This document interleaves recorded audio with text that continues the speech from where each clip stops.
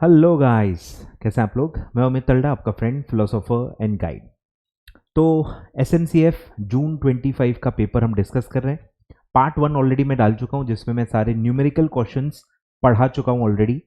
नहीं देखा होगा, पहले देखें, अच्छा खासा वेटेज होता है उसका, और काफ़ी बच्चों को उसमें न्यूमेरिकल्स में दिक्कत होती ही है। ठीक है, तो वीडियो ज़रूर चेकआउट करें, लिंक डिस्क्रिप्शन में दे देता हूँ। अब इस पार्ट में हम देखेंगे केस स्टडी बेस्ड क्वेश्चन, जिसको लेके भी लोग डरे हुए हैं। तो अच्छे से हम डिस्कस करेंगे जून 25 का पेपर, और कहाँ कहाँ क्या क्या कैसे आपको चीज़ों को हैंडल करना है, ये सब मैं आपको बताते जाऊंगा। ठीक है, जो प्लेन क्वेश्चन होते हैं वो सर मैं कुछ ज़्यादा डिस्कस करता नहीं हूँ, वो तो आपको डायरेक्ट डायरेक्ट आंसर लिखने हैं। जहाँ जहाँ आंसर ड्राफ्ट करने पड़ते हैं वो चीज़ें मैं नॉर्मली डिस्कस करता हूँ। ठीक है, चलिए तो वीडियो फटाफट लाइक कर देना। चलो, तो सबसे पहले हम पढ़ते हैं स्ट्रैटेजिक मैनेजमेंट। ठीक है, जिसको लेके काफ़ी डर का माहौल है। ठीक है, तो पहले भी मैं कह चुका हूं, फिर से मैं कह रहा हूं, हर पास पेपर पढ़ाते समय मैं कहता ही हूं कि ये सिर्फ नाम के केस स्टडीज हैं। रियल केस स्टडीज जो होते हैं वो MBA में जैसे आते हैं, वैसे केस स्टडीज आपको यहाँ पे नहीं आ रहे हैं। बहुत ज़्यादा टेंशन लेने की ज़रूरत नहीं है। अगर आपको कोई दुश्मन नहीं मिल रहा और आप अपने खुद के दुश्मन बनना चाहते हो तो आप टेंशन ले लो, कोई प्रॉब्लम नहीं है। ठीक है, तो ये सारा जो डेटा है केस स्टडी बेस्ड क्वेश्चन में जो आता है, कोई भी काम का नहीं है। ये पूरे डेटा का आंसर फॉर्मेशन में कोई यूज ही नहीं है। तो मुझे बताओ कि ये केस स्टडी हुई कैसे। कुछ भी डेटा दे दो, फिर जो पूछना है वो पूछ लो नॉर्मल। तो ये केस स्टडीज नहीं है। एटलीस्ट आप अपने आप को डराओ मत कि केस स्टडीज है, मैं कैसे प्रिपेयर करूं, ये ऐसा ये वैसा, पता नहीं क्या क्या बच्चे बातें करते हैं। मतलब प्रोफेशनल लेवल के बच्चों को CSET लेवल का टेंशन, मतलब आई डोंट नो ऐसा क्यों बिहेव कर रहे हैं बच्चे। फिर से बता देता हूँ। ठीक है, मैं हर पेपर जो भी पास पेपर्स हुए हैं सारे मैंने पढ़ाए हुए हैं, ये भी देखो मैं पढ़ा ही रहा हूँ। तो देखो पूरा डेटा दिया हुआ है। Question number 1 case study. ठीक है, बहुत सारा डेटा दिया हुआ है। अब ये क्यों डेटा काम का नहीं है। आप जब सिर्फ क्वेश्चन पढ़ोगे, आप डायरेक्ट क्वेश्चन का आंसर ही लिख सकते हो। उससे ही यह समझ में आता है कि ऊपर के डेटा का कोई काम ही नहीं है, एवं दिया है। ठीक है, तो समझो, देखो रिक्वायर्ड क्या है।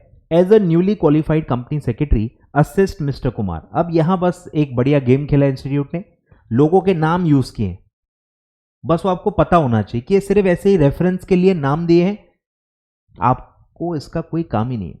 ठीक है, तो as a newly qualified company secretary assist mister Kumar in compiling a report giving an account. ठीक है, ये मेन मतलब क्रक्स समझो। Giving an account of the factors that shall influence the CSR activities undertaken by the company. मतलब आपको factors बताने हैं जो CSR एक्टिविटी को इन्फ्लुएंस करते हैं। ये मतलब डायरेक्ट क्वेश्चन ही है, सब आपने पढ़ा हुआ है। फैक्टर्स की पूरी लिस्ट आपने पढ़ी हुई है जो CSR को इन्फ्लुएंस करता है, अफेक्ट करता है। नोट्स उठा के देख लो, मुझे मत मतलब ये करो। आप नोट्स उठाओ, ICSI का मटेरियल उठाओ, जहां से भी आपने पढ़ा होगा आप वो मॉड्यूल उठाओ, आपको डायरेक्ट आंसर मिलेगा। कहीं भी ऊपर जो केस स्टडी है, जो भी डेटा दिया है, उसका कोई भी यूज नहीं है। दिखाता हूं मैं, देखो ये देखो, ये आपका आंसर है। ठीक है, फैक्टर्स इन्फ्लुएंसिंग CSR एक्टिविटी कहां है, देखो सब पूरा वर्ड बाय वर्ड मैच कर सकते हो आप, पूरे सेम है पॉइंट्स। ठीक है, पढ़ा होगा तो आपको पता ही होगा। ठीक है, focus on cross border trade, government and inter government bodies, सारे जो पंचवर्ड्स आप पढ़ते हो मैं बता रहा हूं। ठीक है, तो ये सब पूरा का पूरा पॉइंट बाय पॉइंट पूरा सेम है। तो ये केस स्टडी कैसे हुई, लिखना तो वही है ना जो बुक में दिया है, सेम लिखना है। ठीक है, तो पूरा का पूरा आपको आंसर सेम ही है। सारे फैक्टर्स जो इन्फ्लुएंस करते हैं CSR को आपको पता है। ठीक है, तो ये कोई केस स्टडी बेस्ड क्वेश्चन नहीं हुआ। List out the important matters related to CSR where board of directors of the company takes decision. ये भी आपने पढ़ा हुआ है, इसकी भी पूरी लिस्ट है कि कौन कौन से ऐसे टॉपिक हैं जहां पे बोर्ड को ध्यान देना पड़ता है, डिसीजन लेना पड़ता है। ठीक है, तो ये भी मतलब समझ रहे हो, सारे डायरेक्ट चीजें हैं, सारी डायरेक्ट चीजें, कोई भी ऊपर का ऐसा केस स्टडी का डेटा यूज नहीं किया गया है। ठीक है, फिर है आपका अज्यूमिंग योरसेल्फ एज मिस्टर निमित। बस ये चीजें क्वेश्चन ड्राफ्ट करने में बस ऐसा एक फील दिया गया है कि ये केस स्टडी है, कोई काम नहीं, ठीक है। Kindly list down the points which according to you define the role of CS in the implementation of corporate governance framework. ये भी आपने 100% पढ़ा होगा, role of CS in corporate governance पूरा सेम है, ठीक है। तो सब एक्चुअली कुछ भी नहीं है, सब आप सिर्फ आंसर पढ़ोगे ना, आपको याद आ जाएगा कि हाँ आपने पढ़ा है, और इसमें कहीं भी केस स्टडी का कोई भी डेटा यूज नहीं किया गया है, ये भी आप चेक कर सकते हो। तो फालतू मत डरो ना, आप किसी और को डराओ, ठीक है। तो वाइटल लिंक होती है, ठीक है, सब पढ़ा है आपने, की रोल होता है, फिर सब ये जो है लॉस चेक करने होते हैं, फिर एक कॉम्प्लायंस ऑफिसर की तरह और इन हाउस काउंसिल की तरह वो काम करता है, ठीक है। टीम का मेंबर है, कौन सा स्कीपर है, ये है वो है, सब सेम है, पूरा का पूरा एज इट इज पूरा आपको छापना है। तो डरना नहीं है, ठीक है, डरना नहीं है, बस जो आपके सिलेबस में जो चीज़ है वो ढंग से पढ़नी है। मतलब अपने आप को जब लोग बेवकूफ़ बनाते हैं ना, मुझे बहुत बुरा लगता है। आपने पढ़ाई की नहीं है, आपने उसको अच्छे से मेमोराइज नहीं किया है, फिर आप blame case study based question पे डालना चाहते हो। डायरेक्ट क्वेश्चन है भाई, मान लो ना कि आपने रिवाइज नहीं किया, आपको टाइम पे पॉइंट्स याद नहीं आ रहे, इसीलिए मैं मैराथन वगैरह नहीं लेता हूं। एक मैराथन देख के आपको याद नहीं होगा। सिर्फ सेल्फ स्टडी वाले बच्चों को थोड़ी बहुत अंडरस्टैंडिंग मिलती है, जिनको कुछ भी नहीं आता उनको थोड़ा बहुत हेल्प हो जाता है, मैं मानता हूं। पर आप सिर्फ एक मैराथन एक बार देख के मेमोराइज नहीं कर सकते, उसके लिए आपको 5 से 6 बार खुद से बैठ के रिवाइज करना पड़ेगा, पॉइंट्स बोल के देखने पड़ेंगे, काफी सारे क्वेश्चंस लिख के देखने पड़ेंगे। टाइम लगता है जो आप वेस्ट कर रहे हो, आप मानोगे नहीं।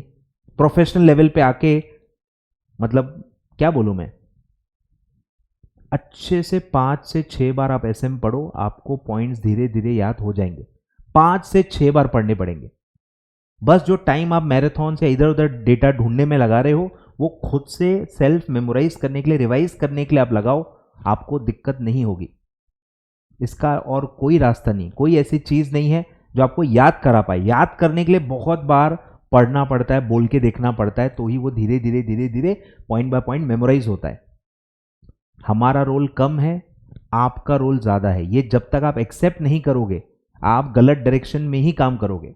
बस कोई मुझसे करवा ले, करवाने वाला काम ही नहीं है, पूरा आपको याद करना है। बुकिश लैंग्वेज है, लैंग्वेज जितनी एक्यूरेट लिख पाओ उतना अच्छा होता है, उतनी मार्किंग अच्छी मिलती है। ये भी सारी बातें मैं बता चुका हूं, तो सुधर जाओ थोड़ा, ठीक है, सुधर जाओ तो आपको आपका टाइम वेस्ट नहीं होगा। आगे बढ़ते हैं। फिर सेकेंड केस स्टडी है, सेम टीक्यूएम के बारे में है, पूरा सब कंपनी का डेटा दिया हुआ है। अब पूछा क्या है, assuming yourself as mister Awadhesh explain the principles of TQM. बस हो गया काम खत्म।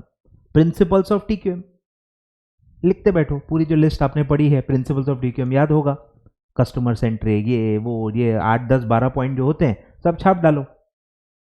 इंस्टीट्यूट ने भी वही आंसर दिया है, देख लो, कहीं भी आपको केस स्टडी का डेटा नहीं दिखेगा, ठीक है, पूरा देखो। बस कंपनी के नाम बढ़िया, नाम मात्र उसका ही उतना ही काम है, ठीक है।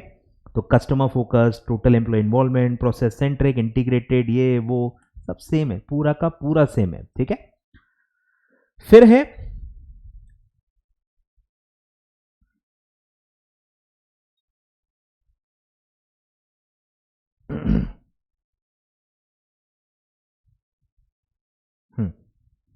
assuming yourself as Mr. Ralston, a senior vice president and a member of round table, state the reasons that necessitate the adoption of Six Sigma। बराबर, कि क्या फायदा है सिक्स सिग्मा यूज करके, नीड क्या है, फायदे क्या हैं, ये आपको डिस्कस करने हैं। इसमें कंपनी का ऊपर का डेटा का कोई लेना देना नहीं है। फिर है assuming yourself as mister Nivedita brief the members of the round table on the steps involve in implementation of CSR under DMAIC approach. सब डायरेक्ट क्वेश्चंस हैं, ठीक है, बिल्कुल भी इसको आप केस स्टडी समझने की गलती न करें, ठीक है। सब डायरेक्ट डायरेक्ट है, अच्छे से आपको पढ़ना है, समझना है, रिवाइज करना है और डायरेक्ट डायरेक्ट लिख के आना है। सब डायरेक्ट डायरेक्ट है, कुछ भी आंसर फ्रेमिंग इन्वॉल्व नहीं है, ऊपर का डेटा यूज करने का इन्वॉल्वमेंट नहीं है, ठीक है। चलो आगे बढ़े। सेम है, देखो, ये आप डेटा ऐसा कट भी कर दोगे ना तो भी आप आंसर लिख लोगे, ऊपर का डेटा का कोई काम ही नहीं डेटा का, ठीक है। देखो, explain the steps involve in strategic planning cycle and how strategic planning can help your organisation.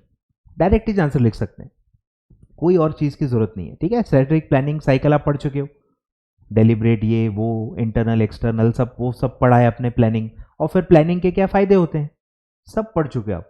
Book उठा के मैं तो बोल रहा हूं अब भी के अभी देखो, सब कुछ एज इट इज है और एज इट इज ही यहां पे लिखना है। फिर है ये भी देखो, ऊपर का हटा दो भले, एक बस डेफिनेशन पहली बार पूछी है ऑथर का नाम यूज करके, तो वो तो आप मेमोराइज कर भी नहीं पाओगे। How can demographic environment influence the business growth. Demographic environment का क्या इन्फ्लुएंस होता है, कैसे वो अफेक्ट करता है, ये आपको बताना है। डेमोग्राफिक जो पूरा अपन पॉपुलेशन और इससे रिलेटेड पढ़ते हैं, तो वो सब आपको सेम ही ऑलमोस्ट डेटा इसमें लिखना है। देखो ये जो है बस ये डेफिनेशन है जो आप नहीं याद कर सकते, ठीक है, इतना आप कुछ नहीं कर सकते। बाकी ये जो है ना पूरा का पूरा देखो सेम है, ये सब आप पढ़ चुके हो, देख लो। Birth rate, death rate, life expectancy, attitude, ethics, value system, ये वो सब सारे फैक्टर्स हैं जो अफेक्ट करते हैं, तो ये सब आप पढ़ चुके हो, ठीक है, कुछ भी नया नहीं है। फिर है सेम, सब कुछ दिया हुआ है, नहीं भी पढ़ोगे तो भी कोई प्रॉब्लम नहीं है। How will you compare vision and mission. Simple comparison है, विजन मिशन स्टेटमेंट को कंपेयर करना है, सिंपल, कुछ भी और ये काम का नहीं है। फिर है आपका, इसको लेके भी काफी लोग डर रहे थे, अरे कुछ भी नहीं है भाई। BCG analysis is mainly used for multi-category, multi-product companies. All categories and products together are said to be a part of business portfolio. It aims to evaluate each product, that is goods and services of the business, in two dimensions, and combinations of both dimensions create a matrix in which products and portfolio are placed. सब ये आप पढ़ चुके हो। अब पूछा गया है name the two dimensions and explain the terms. बताओ, पूछा डायरेक्ट है ना, बस दो डायमेंशंस कौन से यूज करते हैं वो बताओ, और एक एक ये जो हम पढ़ते हैं इसका इंपॉर्टेंस बताओ। ये तो डायरेक्ट क्वेश्चन ही हुआ, पहले भी आ चुका है, बस उन्होंने स्ट्रक्चर बदल दिया। तो CACT के बच्चों की तरह घबराने की जरूरत नहीं है भाई, पूछा क्या है उस पर ध्यान दो, क्वेश्चन फ्रेमिंग का कोई लेना देना नहीं है, ठीक है। तो डायरेक्ट आपको ये समझाना है कैश काउ क्या है, स्टार क्या है, आपका क्वेश्चन मार्क क्या है, डॉग क्या है, ये सब क्या सिग्निफाई करता है ये आपको बताना है। तो बहुत ही मतलब SM मुझे पहली बार सिंपल लगा, कुछ भी out of the context, out of the box बहुत ज्यादा इस बार नहीं आया था, ठीक है, क्लियर है। फिर ये भी देखो सब डायरेक्ट है। एनी 7 आपको एप्लीकेशन बताने हैं ब्लॉकचेन वाले, लंबी लिस्ट है, कोई भी 7 पॉइंट आपको लिखना है ब्लॉकचेन वाले। फिर है advise the company on the elements to be included in its effective logistic strategy. Elements पढ़ा होगा, देख लो, अब भी पढ़ाते वक्त मैंने भी मेरे क्लास में बताया हुआ है कि इंपॉर्टेंट है। एलिमेंट्स जो लॉजिस्टिक स्ट्रैटेजी में यूज होते हैं, एलिमेंट्स की पूरी लिस्ट है, वही पूछी है डायरेक्ट। फिर है name any 4 broad categories of fintech, ये भी आप पढ़ चुके हो। फिर ये है मोस्ट एक्टिव एरियाज, वो लंबी लिस्ट है, याद आ रहा है, रोबोटिक्स, ये टिक्स वो टिक्स, पता नहीं क्या क्या जो अपन ने पढ़ा है, तो सब वही है, सब डायरेक्ट ही है, बिल्कुल भी केस स्टडी वाले इसमें आपको टेंशन नहीं लेना है। फिर सेम है explain the situations where threat of new entrant is very high. सारे पोर्टर में सब में आपने पढ़ा है कि कब ये हाई है कब हाई है, सारे सिचुएशंस आपने पढ़े हैं, बस वही पूछा है। कुछ भी मैं कह रहा हूं टेंशन वाली बात SM में नहीं है, जबरदस्ती टेंशन नहीं लेना है, जितना भी किताब में दिया हुआ है अच्छे से कवर करना है, 4 से 5 बार, 6 बार, 7 बार, 8 बार, जितना टाइम मिलता है ज्यादा से ज्यादा बार पढ़ना है, उसको अच्छे से मेमोराइज करना है, कुछ कुछ क्वेश्चंस रैंडमली लिख के देखने हैं, आपका काम हो जाएगा, आपका काम हो जाएगा, ज्यादा टेंशन लेने की जरूरत ही नहीं है, ठीक है। चलो अब आते हैं कॉर्पोरेट फाइनेंस पे। कॉर्पोरेट फाइनेंस में मैं ऑलरेडी न्यूमेरिकल क्वेश्चंस डिस्कस कर चुका हूं, ठीक है, तो ये सब हम पढ़ चुके हैं। इस पे आ जाओ, ये भी डायरेक्ट क्वेश्चन है, देखो देख के लगेगा कि ये तो केस स्टडी है, पर केस स्टडी नहीं है, ठीक है, ध्यान दो। In board meeting of casino limited is what decided to raise 10 crores by issuing 2 lakh shares through a book building process. As the company secretary, advise the board on the following. What would be the allocation pattern if the company fulfills the eligibility criteria regarding, जो अपन regulation 6 सबरेगुलेशन 1 में पढ़ते हैं कि जो criterias है अगर वो fulfil होते हैं तो एलोकेशन पैटर्न क्या होगा, और अगर वो फुलफिल नहीं करते तो ऑल्टरनेटिव मैकेनिज्म जो हम पढ़ते हैं वो क्या होगा। तो ये तो डायरेक्ट क्वेश्चन ही हुआ ना, डायरेक्ट एलोकेशन पैटर्न बताना है, याद आ रहा है कुछ? NII, RII, QII, QIB, सब ऐसा वो जो परसेंटेजेस आप पढ़ते हो बस वो आपको लिखना है। और स्पिल ओवर, एक कैटेगरी में ये हो गया तो अपन स्पिल ओवर कर सकते हैं, सब आप पढ़ चुके हो। बहुत ही बेसिक क्वेश्चन है, इसको केस स्टडी मैं नहीं बुला सकता, ये डायरेक्ट क्वेश्चन ही है। ठीक है, तो ये है, क्लियर है क्या? देखो ये सब पढ़ चुके हो आप, याद आ रहा है? ये परसेंटेजेस, म्यूचुअल फंड का रिजर्वेशन, ठीक है, तो सब वही है। और फिर ये जो 75% मिनिमम एलोकेशन करना पड़ता है ऑल्टरनेटिव रूट में, तो ये पूरा वो है, क्राइटेरिया फुलफिल नहीं होते हैं तो ये सब डायरेक्ट इजी क्वेश्चन है। ठीक है, आगे बढ़ते हैं। Question number 4, INVIT is a CIS similar to a mutual fund which enables direct investment of money from individuals and institutional investors in infrastructure project to earn a small portion of income as return। तो ऐसे ही एवे ही दिया हुआ है, बस meaning ही दिया हुआ है। ठीक है, इसका कोई काम नहीं है। अब पूछा क्या है, ये आप ऐसा कट भी कर दोगे तो भी कोई फर्क नहीं पड़ेगा। Is it mandatory to list INVIT? देखो डायरेक्ट मुद्दा है कि INVIT के यूनिट्स को लिस्ट करना कंपलसरी है क्या? यस, एज पर लॉ आप कैसे भी यूनिट्स इशू करो, पब्लिक इशू करो, प्राइवेट प्लेसमेंट करो, यूनिट्स लिस्ट करना मैंडेटरी है। डायरेक्ट क्वेश्चन है, डायरेक्ट आंसर लिखना है। फिर what are the situations when delisting of INVIT units are permitted? ये पास्ट में भी क्वेश्चन आ चुका है, अलग अलग सिचुएशंस कि भाई आप कंटिन्यूस लॉसेस में हो, या वॉलेंट्रीली मैनेजर और ट्रस्टी ने डिसाइड किया है, या सेबी ने आपको डीलिस्ट कर दिया है फॉर नॉन कॉम्प्लायंस। ऐसे अलग अलग आपने 6, 7, 8 सिचुएशंस पढ़ी हैं जब डीलिस्टिंग के लिए अप्लाई करना पड़ता है। तो डायरेक्ट क्वेश्चन है ये भी देखो SPSE क्या है और एलिजिबिलिटी क्राइटेरिया क्या है, सब डायरेक्ट क्वेश्चंस हैं। आगे बढ़ते हैं। फैक्टरिंग मैं पढ़ा चुका हूं। ECB भी देखो देख के लगेगा कि केस स्टडी है, डायरेक्ट क्वेश्चन है। Globalisation has open doors and opportunities that were never explored before. International financing also known as international macro economics as it deals with finance on a global level. ठीक है, cut भी कर दूंगा, कोई फर्क नहीं पड़ेगा। In the light of our statements explain the importance of ECB। Importance बताना है कि भाई बिजनेसेस को क्या फायदा है, और एवेन्यूज खुल गए हैं बिकॉज ऑफ ECB। फंडिंग और ज़्यादा आसान हो गई है, ज़्यादा पैसा आप ले सकते हो, एक्सपांड कर सकते हो। ठीक है, तो बिजनेस को फंडिंग ज़्यादा मिल रही है तो उससे जो फायदे होते हैं वो आपको लिखने हैं। और फिर है एरियाज जहां ECB प्रोसीड पार्क कर सकते हैं, याद आ रहा है? डोमेस्टिक, फॉरेन, कहाँ कहाँ पार्क कर सकते हैं, डिपॉजिट कर सकते हैं, लिक्विड एसेट की लिस्ट है, ट्रेजरी बॉन्ड्स हैं, याद आ रहा है? सब इतनी इतनी रेटिंग होनी चाहिए, सब वही है, डायरेक्ट डायरेक्ट लिखना है बस।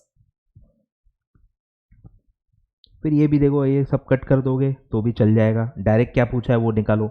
Based on the above statements answer the following. Whether insurance agent और insurance broker is exempted from obtaining registration under SEBI IA investment advisor regulations 2013। अब ये बहुत ही, ये है केस स्टडीज, एकदम टू द पॉइंट पूछा हुआ है, टू द पॉइंट ही लिखना है कि भाई इंश्योरेंस वाले जो भी लोग हैं जो इंश्योरेंस पॉलिसियां बेच रहे हैं, क्या वो इन्वेस्टमेंट एडवाइजर में एग्जम्प्ट है रजिस्ट्रेशन लेने के लिए? यस, वो एग्जम्प्टेड है, लेकिन प्रोवाइडेड वो इंश्योरेंस रेगुलेटर के पास रजिस्टर्ड होने चाहिए और इंश्योरेंस प्रोडक्ट में ही डील करने चाहिए। अगर आप इंश्योरेंस प्रोडक्ट के बाहर निकले और आप जनरल फाइनेंशियल प्रोडक्ट्स में डील करते हो तो फिर ये एग्जम्पशन नहीं मिलेगा, तो आपको रजिस्ट्रेशन सेबी के पास लेना पड़ेगा। ठीक है, फिर है whether a person acting in multiple capacities such as insurance agents, pension advisor, mutual fund distributor, etc. is exempted from obtaining registration। तो इनमें भी सेम है कि अगर ये लोग अपना अपना काम कर रहे हैं, पेंशन वाला सिर्फ पेंशन वाला काम कर रहा है और PFRDA के पास रजिस्टर्ड है, ठीक है, अपना अपना जो सेक्टर है उसी का आप काम कर रहे हो, और अपने अपने सेक्टोरल रेगुलेटर के पास अगर आप रजिस्टर्ड हो तो आपको अलग से सेबी के पास as a investment advisor registration लेने की जरूरत नहीं है। लेकिन द मोमेंट आप स्टेप आउट करोगे और आप फाइनेंशियल प्रोडक्ट्स में डील करना चाहोगे जो आपके सेक्टर स्पेसिफिक नहीं है, तो फिर आपको इन्वेस्टमेंट एडवाइजर का रजिस्ट्रेशन लेना पड़ेगा। ठीक है, फिर है इन्वेस्टर ग्रीवाइंस रेड्रेसल के बारे में बताओ। तो ये तो सब आप पढ़ चुके हो। As a intermediary, as a investment adviser, मुझे अपना क्लाइंट्स का इन्वेस्टर ग्रीवाइंसेस कैसे करना चाहिए? 21 calendar days, as fast as possible, as expeditiously as possible, arbitration, conciliation, ठीक है, सब वही चीजें डायरेक्टली आपको लिखनी है। ठीक है, तो ये अब आपने अगर पढ़ी होंगी तो ही आपको आएंगी, कुछ भी यहाँ पे लिख नहीं सकते। ये क्वेश्चंस की खासियत ये है, सही लिखा तो अच्छे मार्क्स मिलेंगे, कुछ भी आप ऐसे ही लिख के आ जाओगे जीरो ही मिलेगा। कोई दया भावना, कोई आधा मार्क तो दे दो फ्री का, ऐसा होता नहीं है। ठीक है, तो अच्छे से बारीकियां सब पढ़ के जाओ। आगे बढ़ते हैं। ये भी हम पढ़ चुके हैं डिटेल में, राइट इशू भी पढ़ चुके हैं। ग्रीन शू ऑप्शन का केस स्टडी आ जाओ। XYZ limited wants to make a public issue of 10 lakh equity share. ठीक है, ये इसमें डेटा थोड़ा बहुत काम आएगा कि मेरा पब्लिक इशू है 10 लाख इक्विटी शेयर्स का है of 100 each at par. Applications we receive for 15 lakh shares, over subscribe हुआ है। Company wants to explore green shoe option. IPO price that is listing price is 120 rupees. ठीक है, 120 रुपीज में list हो रहा है, लेकिन मैं 100 रुपीज में इशू कर रहा हूं। 100 रुपीज में इशू कर रहा हूं। लिस्टिंग उस वक्त जो प्राइस लिस्टिंग के वक्त डिमांड सप्लाई से तय होती है, वो लिस्टिंग प्राइस है 120। ठीक है, अब पूछा है what is the maximum number of shares that can be use for green shoe option. याद आ रहा है, लॉ में पढ़ा है, नॉट मोर देन 15%। 15% जो भी है आपका इशू साइज जो है उसका 15% आप ग्रीन शू ऑप्शन के लिए यूज कर सकते हो। आपका इशू कितने का है? 10 लाख शेयर्स का है, तो 10 लाख शेयर्स इंटू 15% मैक्सिमम, तो ये आएगा 1.5 लाख। तो 1.5 लाख इक्विटी शेयर्स आप यूज कर सकते हो for the purpose of green shoe option. काफी इजी है, एग्जीक्यूटिव लेवल का है। अब जो मजेदार क्वेश्चन है कि प्राइस कम ज्यादा होंगी तो आपको क्या करना है। If the market price post listing comes down to 90 rupees, what the stabilizing agent can do this in this situation। अब ग्रीन शू ऑप्शन होता ही क्यों है कि जब भी प्राइस डाउन जाएगी, ये स्टेबलाइजिंग एजेंट जो है ये मार्केट में जाके शेयर्स खरीदते जाएगा, खरीदते जाएगा, खरीदते जाएगा। उससे क्या होगा? मार्केट की प्राइस बढ़ेगी। तो जब भी प्राइस डाउन जाएगी, एजेंट को क्या करना है? परचेस करना है, बाय करना है मार्केट में जाके। ठीक है, तो इसमें वही लिखना है कि स्टेबलाइजिंग एजेंट को मार्केट में जाके शेयर्स बाय करने हैं। If the market price post listing goes up to 110, what is the option before the stabilizing agent? अब इसमें भी देखो 110 है, 100 के ऊपर है, लेकिन 120 से कम है, यानी इशू प्राइस से ज्यादा है, लेकिन लिस्टिंग प्राइस जो है 120 उससे कम है। तो यहां पे भी उसको परचेस करना अलाउड है, परचेस कर सकता है। लिस्टिंग प्राइस से कम प्राइस चल रही है तो आप परचेस कर सकते हो। दोनों में आंसर लगभग सेम ही है। दोनों सिचुएशन में क्या हो रहा है? लिस्टिंग प्राइस से कम प्राइस है, लिस्टिंग प्राइस से कम प्राइस है तो आप शेयर्स बाय कर सकते हो फॉर प्राइस स्टेबलाइजेशन। ठीक है, क्लियर है क्या? तो सिंपल है, मैक्सिमम 15%, 1.5 लाख। ठीक है, परचेस। ठीक है, एक मोमेंटम क्रिएट होता है, अगर आप कंटिन्यूसली बाय कर रहे हो तो एक मोमेंटम होता है मार्केट में, आपको देख के और भी लोग बाय करते हैं, क्योंकि थोड़ी थोड़ी प्राइस बढ़ती है, प्राइस बढ़ते जाती है, तो एक मोमेंटम ट्रेडिंग भी आपने पढ़ी होगी, तो मोमेंटम मिलता है उसको। तो आप लोगे तो सब लोग थोड़ा बहुत लेंगे और प्राइस बढ़ते जाएगी। ठीक है, फिर है, और जो भी शेयर्स आप खरीदोगे वो आप वापस कर देना। ठीक है, जो आपने बोरो किए थे शेयर्स वो आप वापस कर देना। फिर है कि अगर 110 तक हो गई तो भी देखो सेम आएगा, सेम थिंग आपको करनी है। और कब तक आप परचेसिंग कर सकते हो? जब तक लिस्टिंग प्राइस तक अचीव नहीं होता। अगर लिस्टिंग प्राइस से ज्यादा होता है, सपोज यहां पे 110 के जगह पे 130 आ गया, तो वो बाय नहीं कर सकता। अगर लिस्टिंग प्राइस से ज्यादा प्राइस चल रही है तो आप बाय नहीं कर सकते, आपको कुछ भी नहीं करना है। ठीक है, क्लियर है क्या? तो ये था ग्रीन शू ऑप्शन। एग्जीक्यूटिव में भी इसी टाइप के क्वेश्चन आ चुके हैं। आगे बढ़ते हैं। फिर है डेफिनेशन, ये भी मैंने काफी लोगों को बताया हुआ है। डिफाइन लिखा है, शॉर्ट नोट नहीं है, जनरलाइज क्वेश्चन नहीं है, डेफिनेशन ही पूछी है, डेफिनेशन ही लिखनी पड़ेगी।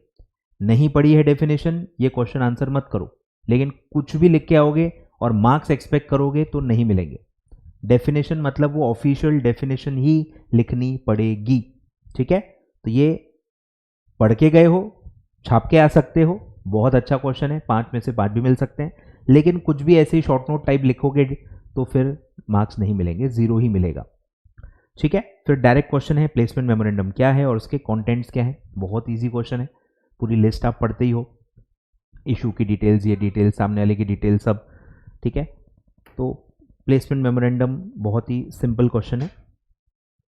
और एक क्वेश्चन आया था अमेंडमेंट पे, ये अमेंडमेंट बेस्ड क्वेश्चन है और ये एकमात्र ऐसा ऑफ बीट क्वेश्चन है पूरे पेपर में। ये एक ही क्वेश्चन है जो मेरे भी एक्सपेक्टेशन के बियॉन्ड आ गया। अमेंडमेंट्स में था, दिया हुआ था, लेकिन ये टॉपिक ही ऐसा है, बहुत ही ऑफ बीट, बहुत ही एक्सेप्शनल क्वेश्चन है। मैं एक्सपेक्ट नहीं कर सकता कि आप ये मतलब इसकी तैयारी करके जाओगे। तो बस ये एक ही क्वेश्चन है पूरे पेपर में जो मतलब बियॉन्ड कंट्रोल है, जिसमें आप कुछ नहीं कर सकते, आपकी गलती नहीं है, ठीक है।